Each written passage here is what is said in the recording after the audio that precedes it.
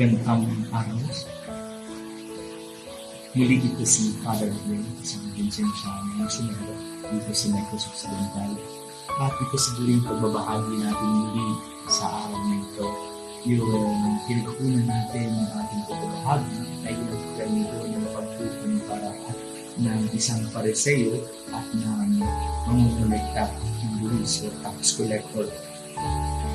Yung hamon na sino ang tutulong na nalangin at yung punto ng pagkilala isang Diyos na puno ng awa.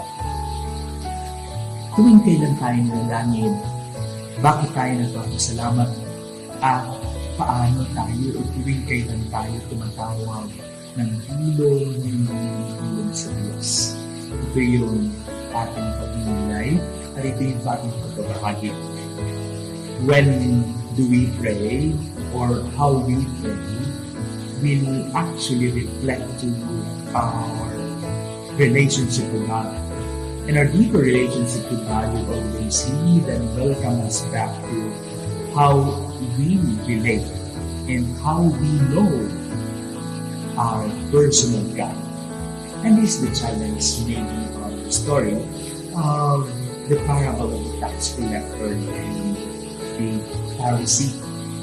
A Pharisee who is closer to God, who knew more of God, but seems to be boasting of himself, what he has done to God, and how he had performed many things for God, yet very far from the faithful. Yet here comes the tax collector who is considered a sinner, yet humbled himself and accepted himself in true humility and asked the Lord His mercy. Paano tayo nangyayari? Ano at kung kailan tayo matawag sa Diyos? Ang susi ng pag-aantay na magpakumbaba lamang ito.